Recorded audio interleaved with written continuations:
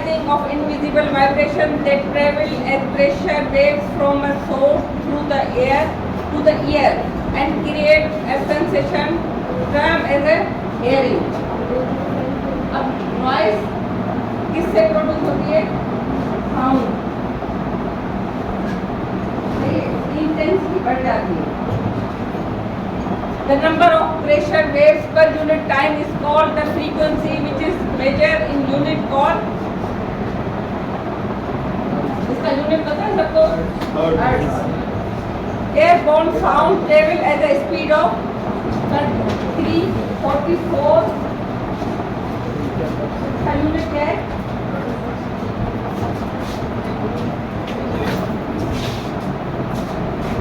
mh क्या है? What is mh? Metre पर सेकंड. ये यूनिट है. ये बेसिक चीज है जो आप लोगों को पता होनी चाहिए.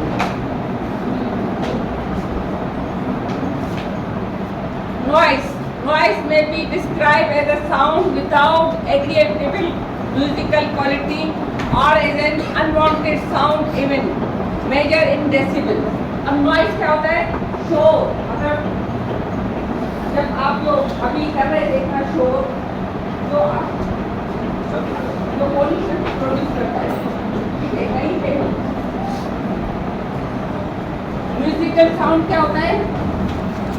जो प्लेसेंट होता है, जो कानों को एक अच्छा लगता है, एक लिमिट में होता है. ठीक है.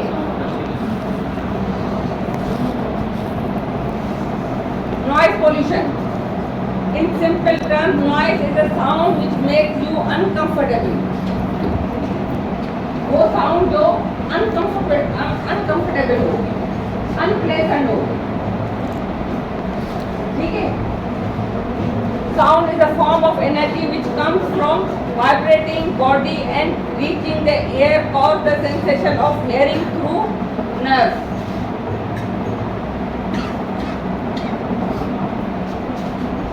What is noise pollution? Sound that is unwanted or disrupt one's quality of life is called as noise. When there is lot of noise in the environment, it is termed as noise pollution. WHO states that noise must be recognized as a major threat to human well-being. अब क्या threat है human being के लिए?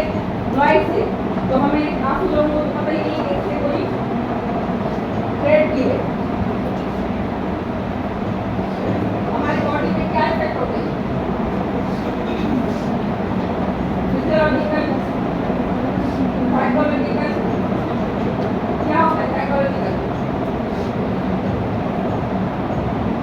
क्या होता है बेटा psychological? ये हमें जो नॉइज होती है, जो नॉइज पोल्यूशन है, ये क्या इफेक्ट होता है?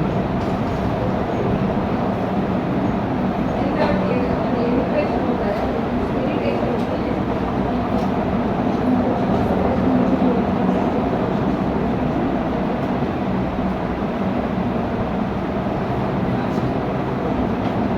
Sound become undesirable when it disturbs the normal activities such as working, sleeping, during conversation. अभी अगर आप सो रहे हो, इतना शोर हो तो आप सो सकेंगे? अगर आप काम कर रहे हो, पढ़ रहे हो तो भी उसमें डिस्टर्बेंस होगी. शोर ज़्यादा है. एक हद तक आपको एक जो इस लिमिट में और उसकी जो इंटेंसिटी कम हो, तो होता है.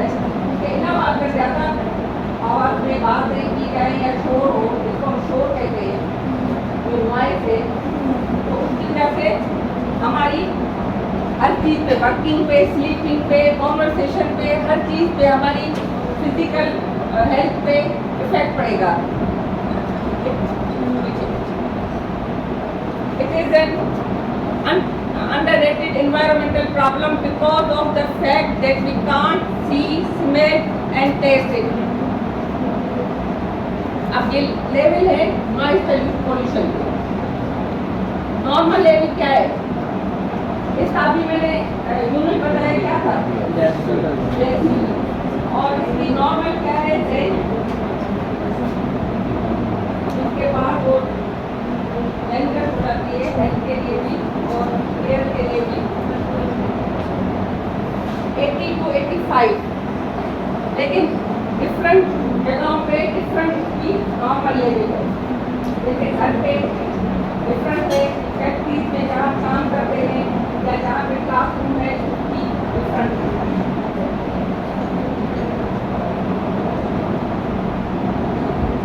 Maximum acceptable noise level. The maximum level of noise which will neither annoy the occupant nor damage the acoustics of the building is termed as acceptable noise level inside the building. अब acceptable noise मैंने अभी आपको बताया कि different जगहों पे different उसकी range है। जैसे हॉस्पिटल में जहाँ पे पेशेंट होते हैं, जहाँ पे नॉइज कम हो, क्यों, क्या वजह है कि हॉस्पिटल में कम हो?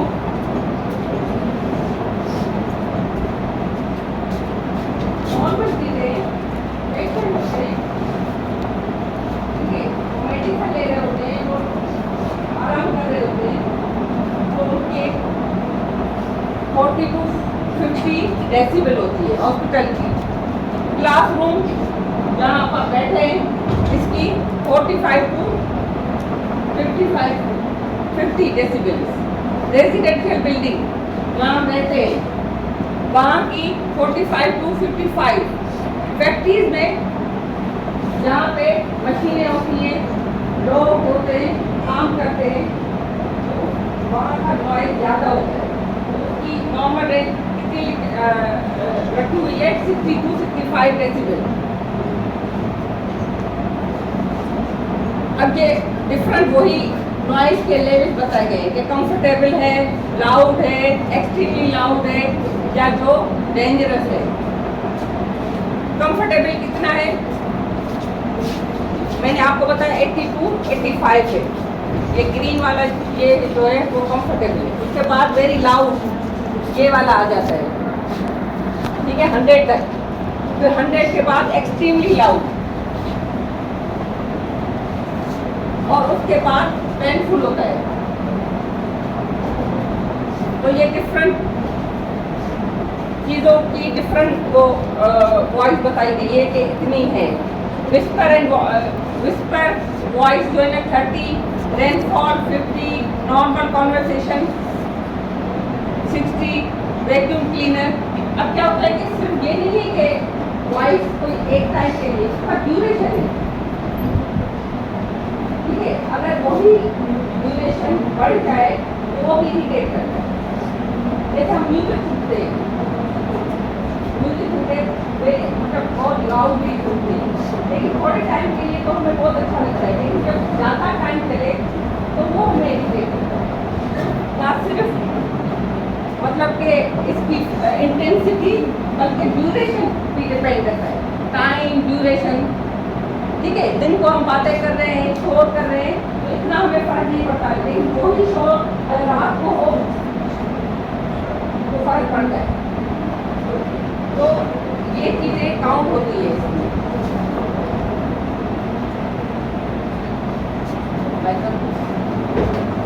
Important properties of sound. Loudness or intensity depend upon the amplitude of vibration which initiated the noise.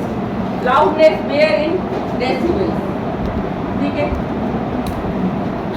Normal conversation 60 to 65 decibel, जो अभी मैं आपको बता चुकी हूँ। Whispering 20 to 30 decibel. Heavy street traffic 60 to 80 decibel. अब ट्रैफिक में इतना ज़्यादा क्यों होता है?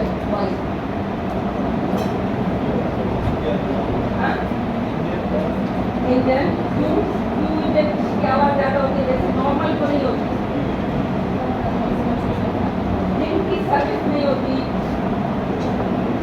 प्रॉपर, ठीक है, तो क्या होता है, फ्रिक्शन होती है तो उनकी आवाज़ ज़्यादा आती है। क्या होता है, मेन कार जो हमारे यहाँ बहुत ज़्यादा है, और जो हम काम का मतलब जरूरत हो ना हो लेकिन हमें बजाना जरूर, पता नहीं आगे के लिए बजाना है क्या, पता क्या उसका रीज़न होता है, लेकिन बजाना होता है। A daily exposure of up to 85 decibel is limit and acceptable without substantial damage. अब जो एक नॉर्मल उसका बताया गया कि 85 नॉर्मल एक लिमिट है, इससे ज़्यादा होगा तो हमारी हेल्थ पे भी इफेक्ट होगा और हमारे लिए वैसे ही अनप्लेजेंट वो हो जाएगा, हमें अच्छा नहीं लगेगा, हम इरिटेट होंगे। Frequency denoted in hertz, 1 hertz is 1 hertz to 1 wave per sound. The human ear can hear frequency from 20 to 20,000 hertz. अब जो हर्ट्ज की नॉर्मल रेंज है वो क्या है? फ्रीक्वेंसी है ना, फ्रीक्वेंसी पढ़िए, ठीक है। नॉर्मल क्या है उसकी range? 20 to 20,000। Source of noise, road traffic, aircraft, rail road.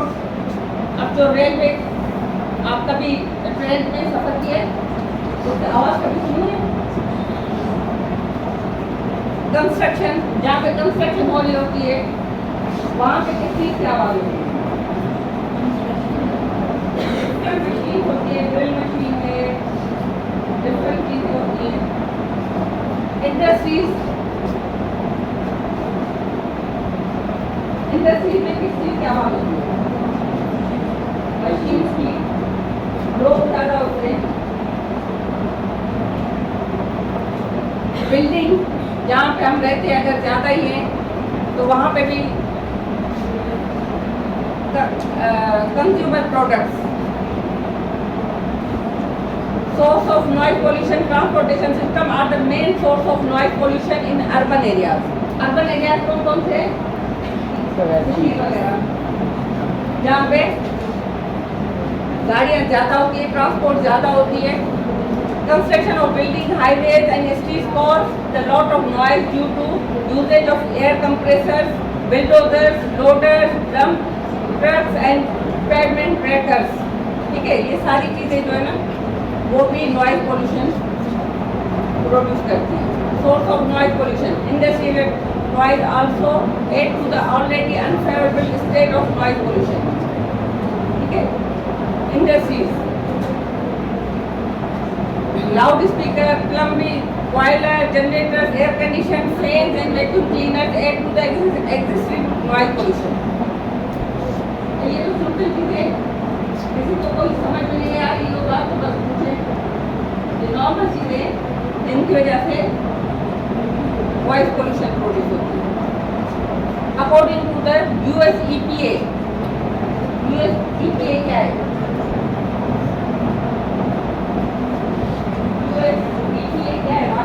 US EPA United States environmental pollution protection agency.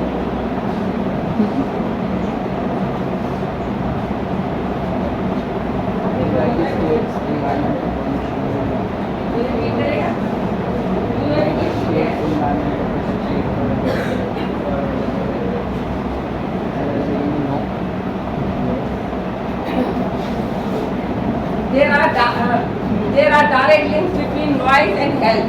Also, noise pollution adversely affects the lives of millions of people. अब हमें ज़्यादातर पता नहीं होता, एक स्टेज में हमारे यहाँ शोर हो रहा है, मशीनें चल रही होती है, रेल मशीनें चल रही होती है, लेकिन हमें वो नॉर्मल एक चीज़ लगती है, पता नहीं होता कि हमारी बॉडी पे उसका कितना इफेक्ट होता है। नॉइज पोल्यूशन के damage the physiological and psychological health. ठीक है, auditory effects, auditory fatigue, deafness, the most serious pathological deafness और hearing loss।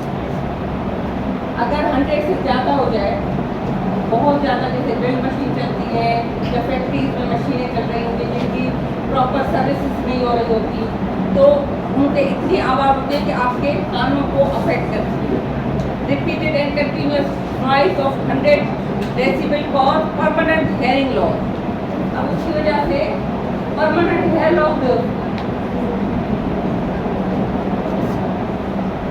Irritation, health effect, irritation, ये है नॉन ऑडिटरी इफेक्ट्स।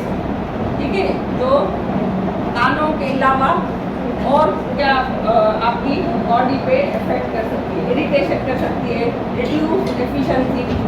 अब एफिशिएंसी कैसे रिड्यूस होगी? आपकी एफिशिएंसी कैसे रिड्यूस होगी अगर नॉइज पोल्यूशन है? जैसे आप स्टडी कर रहे हो, आपकी एफिशिएंसी कैसे कम होगी? अगर वहाँ पे आपकी इतनी आवाज़ें हैं, आप कैसे डिस्कस करेंगे? आप इतने शोर में आप पढ़ सकते हो? कोई असाइनमेंट है तो कर सकते हो? नहीं कर सकते ना। इसी तरह आपके एफिशिएंसी पे इफेक्ट आएगा। Physiological changes like high blood pressure, stress related illness, sleep disturbs, hearing loss, productivity loss are the problem related to the noise pollution. ये physiological changes आएंगे. It can also cause memory loss. Permanent अगर ये noise pollution आप पे affect कर रहा है तो वो आपकी memory पे भी affect कर सकता है. Severe depression, panic attack, जैसे हमें गुस्सा आता है पर कंटिन्यूस अगर आवाज़ें आ रही हो और आप काम कर रहे हो तो आपको गुस्सा आता है, इरिटेशन होती है. It can also cause beside affecting health it is significant factor in economic losses. अब इकोनॉमिक लॉसेस कैसे होगा? जब आप सही तरह से काम नहीं कर सकोगे तो इकोनॉमी पे अफेक्ट आएगा ना. ये नहीं है कि एक बंदे की बात है, दूसरे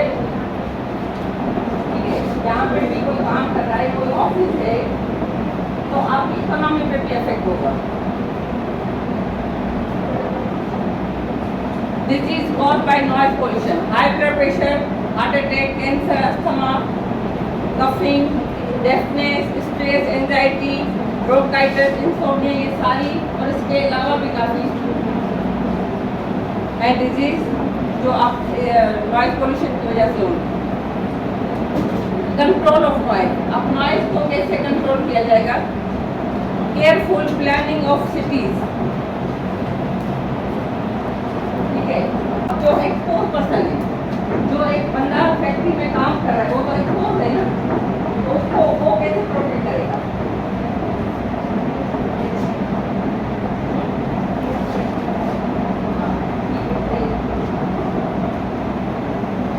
Recommended for the noise louder than 85 decibel in the frequency band above 150 Hz. Legislation क्या है? What is legislation? ऐसे कानून बनाने चाहिए जो हमारे पास आज बने हुए हैं, लेकिन क्या होता है इम्प्लीमेंट नहीं होता. कानून तो बने हुए हैं और बड़े बड़े पेपर, लेकिन इम्प्लीमेंट नहीं होता. तो उन पे स्ट्रिक्टली जो है ना वो इम्प्लीमेंट होना चाहिए. Education and awareness through media highlight noise hazards. ठीक है, लोगों को एजुकेट करना चाहिए. ठीक है, अवेयरनेस देनी चाहिए.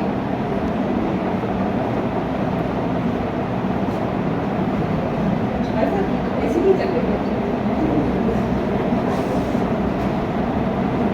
आप लोग को गर्मी नहीं लग रही?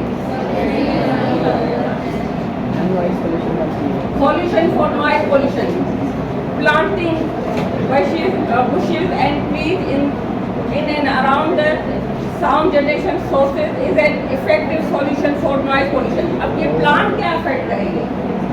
प्लांट का क्या रोल है? प्लांट का क्या रोल है नॉइज पोल्यूशन में? नॉइज का मास्क है. भाई ये आवाज़ को एब्जॉर्ब करते हैं ना. कि जहाँ पे भी अगर फैक्ट्रीज वगैरह है या इस तरह का कुछ है तो वहाँ पे दरख्त होने चाहिए, प्लांट होने चाहिए ताकि वो वॉइस को एब्जॉर्ब करे. Regular servicing and tuning of the automobiles can effectively reduce the noise pollution. अब ऑटोमोबाइल में क्या आ जाता है? ऑटोमोबाइल साइकिल प्रॉपर सर्विसेज होनी चाहिए टाइम पे. Building can be design with suitable noise absorbing material for the walls, Windows and ceiling. अब वो ऐसा मटेरियल होना चाहिए यूज करना चाहिए बिल्डिंग में, या तो विंडोज है, सीलिंग है, ठीक है, ताकि वो भी क्या करते हैं, वो जो मटीरियल अगर इस तरह से यूज किया जाए वो एब्जॉर्ब करता है, ठीक है, वो फील होता है, जहाँ से बाहर की आवाज अंदर नहीं आती। Workers should be provided with equipment such as the air plugs, ठीक है, आपने बताया था ना एयर प्लग एयर के लिए, air muffs for the hearing protection. अगर एक ही जगह पे वर्कर काम कर रहे हैं जहाँ पे बहुत ज़्यादा आवाज़ दे रहे हैं तो वो इस तरह के इक्विपमेंट यूज करेंगे।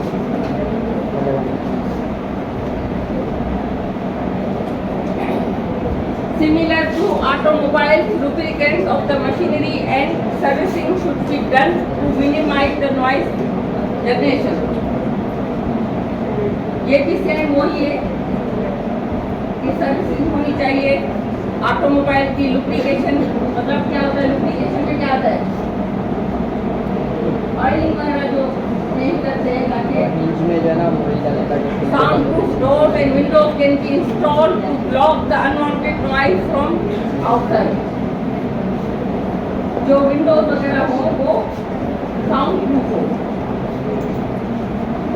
Regulation should be imposed to restrict the usage of play loudspeaker in crowded areas and public places. Factories and industries should be located far from the residential area. ये भी हम डिस्कस कर चुके हैं कि factories है या इंडस्ट्रीज है वो शहर से दूर होनी चाहिए, रेजिडेंशियल एरिया से दूर होनी चाहिए। Community development or urban management should be done with long-term planning along with an aim to reduce noise pollution. ठीक है, ये भी एक social awareness program should be taken up to educate the public about the cause and effect of noise pollution. Social awareness हो, education हो, through media, through college